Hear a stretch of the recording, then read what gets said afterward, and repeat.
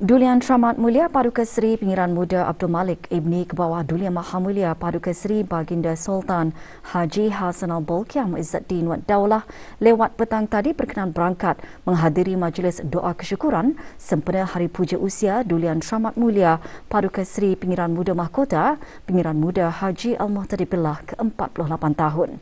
Majlis dianjurkan oleh Yayasan Sultan Haji Hassanal Bolkiah selaku Sekretariat Dana Pengiran Muda Mahkota Al-Muhtadi Billah untuk anak-anak yatim dana. Majlis diadakan di Dewan An-Naura Kompleks Bangunan Yayasan Sultan Haji Hassanal Bolkiah di Ibu Negara. Keberangkatan Dulian Teramat Mulia selaku pengerusi Jemaah Tabir Yayasan dijunjung oleh Yang Berhormat Pihin Datu Lera Raja Major Jeneral Bersara Datuk Paduka Seri Haji Awang Halbi bin Haji Muhammad Yusof, Menteri Pertahanan kedua selaku pengerusi Lembaga Pemegang Amanah Dana.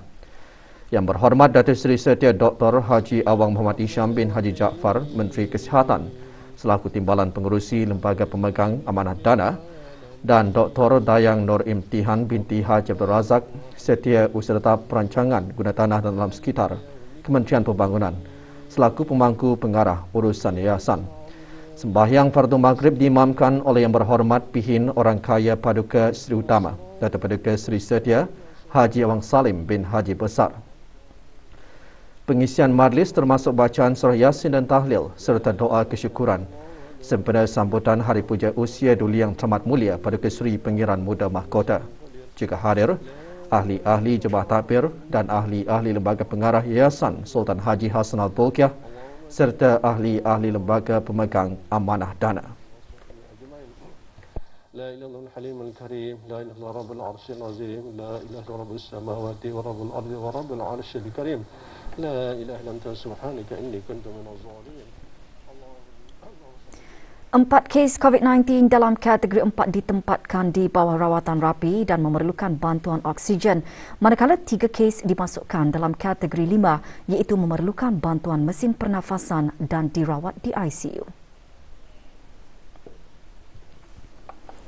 Kementerian Kesihatan dalam siaran akhbarnya memaklumkan 2,988 kes baharu jangkitan COVID-19 dicatatkan hari ini, menjadikan jumlah keseluruhan kes kepada 30,587.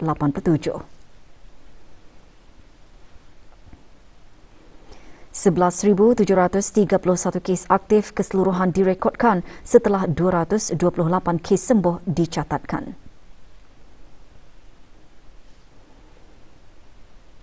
Satu kes kematian direkodkan dalam tempoh 24 jam yang lalu.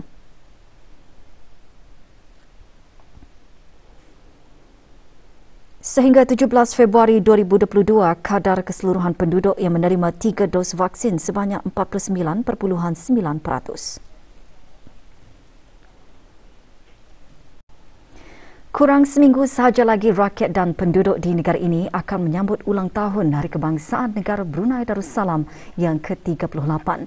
Laungan takbir yang dikumandangkan lebih 3 dekad yang lalu menjadi simbol kemenangan umat Islam dan lahirlah negara Brunei Darussalam dengan nikmat kemerdekaan yang benar-benar dapat dirasakan oleh seluruh rakyat dan penduduknya sehingga ke hari ini. Perkara tersebut antara intipati khutbah Jumaat hari ini bertajuk Mensyukuri Nikmat Kemerdekaan.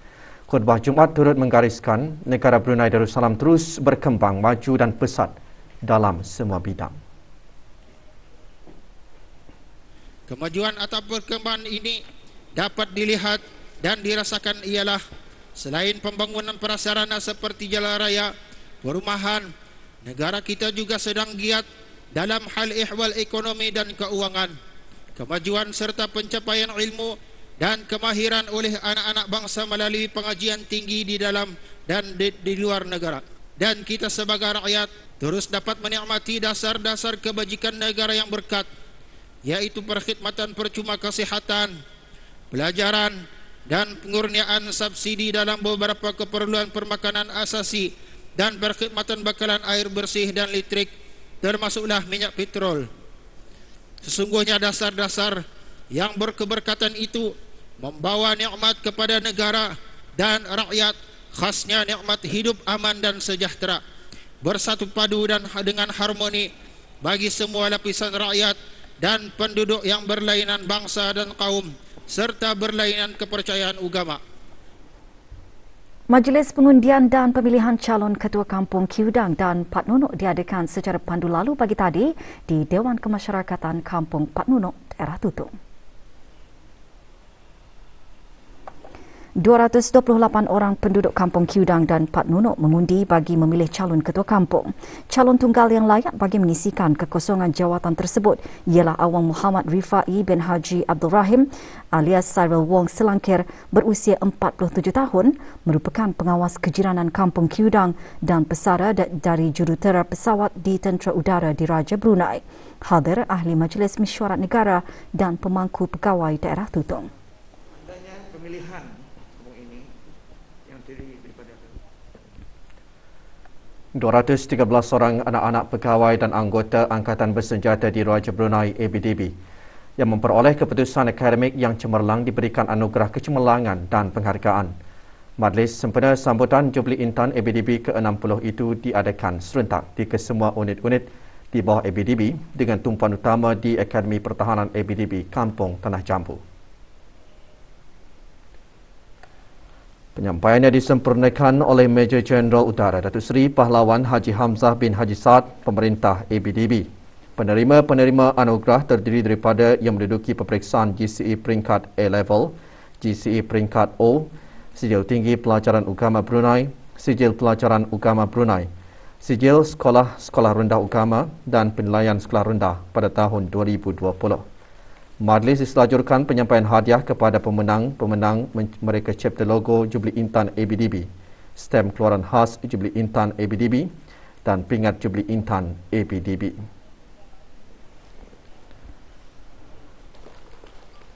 Ujian saringan antigen ART yang diperkenalkan pada tahun lalu kini menjadi ujian utama bagi COVID-19 dan ujian PCR hanya akan diarahkan oleh doktor ke atas individu yang berkenaan sahaja. Menurut konsultan kesihatan awam di Kementerian Kesihatan, ujian ART kini boleh diakses secara meluas dan memperkasa individu dan masyarakat untuk bertanggungjawab ke atas kesihatan mereka. Konsultan Kesihatan semasa sidang media baru-baru ini memaklumkan semua ART di negara ini telah diiktiraf oleh Kementerian Kesihatan dan mempunyai tahap ketepatan dan kebolehpercayaan yang tinggi, dan ia juga boleh dilakukan dengan kerap dan memperoleh keputusan dengan lebih cepat. ART is widely accessible. You can purchase it, you can do it on your own, and it empowers individuals and communities to be able to take responsibility for their health. ART tests that are used in Brunei at least are all validated by Ministry of Health.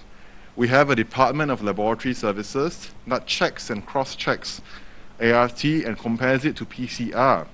And what we see is that the ARTs used in Brunei have a high degree of accuracy and reliability. ART can be done more frequently. If you think about it, usually if you are asked to do a PCR test, that's a one-off. It is very rare that you do a PCR test more than once or twice a week, right? But ART can be done frequently, anytime before we attend a large gathering, anytime we attend social functions. We can do it before we go to school, to our work, to protect our colleagues. This can be done frequently. It generates faster results. Kolej Universiti Perguruan Agama Seri Begawan Kupu SB berperanan mengeluarkan guru agama yang menjunjung amanah agama dalam meneruskan agenda pembangunan pendidikan Islam di negara ini. Kerjaya sebagai seorang guru merupakan tunjang dan peneraja utama dalam membangunkan dan memajukan generasi akan datang. Peranan guru-guru agama adalah sangat penting, terutama sekali dalam menyebarkan ilmu dan mempertahankan ajaran Islam. Sesuai dengan maklumat pendidikan itu untuk mencapai keredaan Allah Subhanahu Wa Taala dengan cara berilmu dan beramal dan memberikan manfaat dalam kemaslahatan orang ramai, bukan sahaja kejayaan di dunia semata-mata. Adapun Allah Juala yang memberikan ilmu itu kepada anak-anak didik itu. Dengan itu semoga segala pengajaran dan pembelajaran yang dijalankan itu mendapat keberkatan daripada Allah dan dengan mudahnya anak-anak didik akan menerima segala ilmu yang dicerahkan. saya mengambil inisiatif untuk mengambil kursus ataupun bengkel-bengkel secara dalam talian. Ini adalah satu bonus pada saya memandangkan masa ini berlaku COVID-19 dan saya tidak perlu untuk berlayar ke luar negeri untuk mengikuti kursus ataupun bengkel-bengkel kerana ada dijalankan ataupun dibuat di dalam talian. Sentiasa memanfaatkan dan memberi tumpuan kepada pengajaran untuk bagi masa depan yang cerah dan cemerlang agar mereka tidak lalai kerana di dalam ilmu pengetahuan ini terdapatnya rezeki di mana rezeki itu tani boleh gunakan untuk menorehkan dunia baru di luar sana nanti. Sempena sambutan Hari Kebangsaan ke-38, beberapa pihak kemarin mengadakan majlis menaikkan bendera. Majlis Perundingan Mukim Sengkurong mengadakan majlis umpamanya di Dewan Kemasyarakatan Mukim Sengkurong.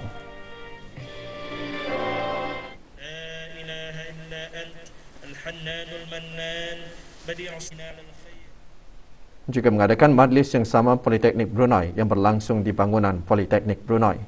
Dengan adanya upacara ini dapat mengukuhkan semangat patriotik dan cintakan negara serta mengukuhkan rasa nasionalisme dalam kalangan kaki tangan dan pelajar Politeknik Brunei. Melihat kepada sektor pertanian buah-buahan yang memiliki prospek pengembangan baik kerana nilai ekonominya yang tinggi dan potensi pasaran yang masih terbuka luas, mendorong seorang belia tempatan untuk mengusahakan dan memajukan pelbagai jenis tanaman buah dengan gigih tanpa mengenal erti berputus asa. Majoriti yang kami ada masa ni adalah variety of durian.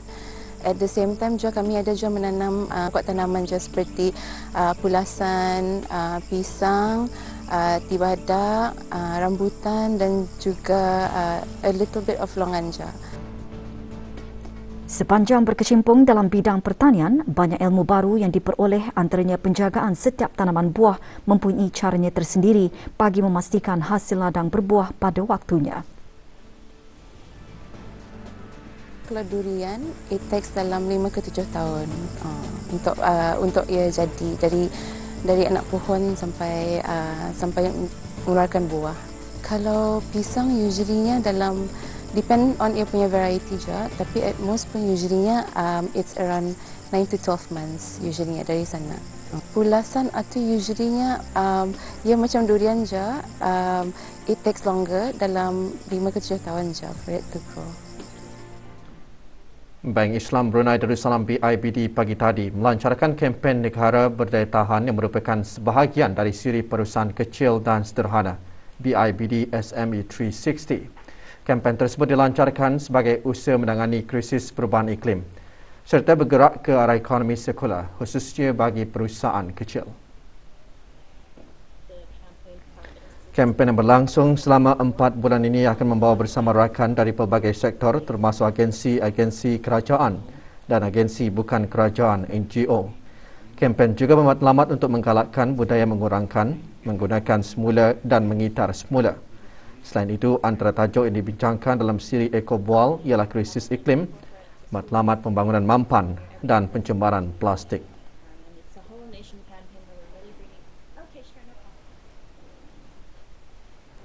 Pihak berkuasa industri teknologi info komunikasi AITI mengumumkan pelancaran inisiatif terbaru untuk meningkatkan penggunaan digital dalam kalangan perusahaan mikro, kecil dan sederhana PMKS tempatan melalui program yang dikenali sebagai Scheme Productivity and Efficiency and Joint Funding for Digital Adoption, ringkasnya Penjana. Pelancaran tersebut diumumkan dalam satu sidang media kemarin. Selaras dengan mendukung objektif strategik Plan Induk Ekonomi Digital 2025 dan Plan Strategik AITI 2020-2025, skim Penjana diperkenalkan untuk membantu PMKS tempatan menggunakan aplikasi digital bagi meningkatkan produktiviti serta membolehkan operasi perniagaan mereka agar mempunyai keupayaan digital demi mencapai kecekapan dalaman, penjimatan kos dan menawarkan perkhidmatan yang lebih baik untuk kekal berdaya saing dalam ekonomi digital. Permohonan untuk skim penjana kini dibuka bagi semua PMKS tempatan termasuk perusahaan dalam sektor bukan ICT. PMKS yang ingin memohon skim tersebut boleh menghantar permohonan dengan sebut harga dari syarikat aplikasi yang telah disokong. Tarikh tutup penghantaran permohonan 28 Februari 2022 pukul 3 petang. Dapatkan maklumat lanjut di www.aiti.gov.pn/penjana. Dalam pada itu, syarikat ICT tempatan yang berminat untuk menawarkan aplikasi digital dan menyertai skim penjana adalah dialu-alukan untuk menghantar cadangan ke AITI melalui email info@aiti.gov.pn. Kejohanan bola sepak AFF bawah 23 tahun. 2 kes aktif COVID-19 melibatkan pemain negara yang menyertai kejohanan tersebut di Phnom Penh, Kemboja. Para pegawai dan pemain yang lain telah pun menjalani ujian saringan antigen IRT dan didapati negatif. Persekutuan Bola Sepak Negara Brunei Darussalam FABD memberi jaminan bahawa situasi di Kemboja adalah dalam keadaan terkawal. Para pegawai dan pemain juga melaksanakan prosedur operasi standard SOP, antaranya pemeriksaan suhu badan setiap hari dan penjarakan sosial.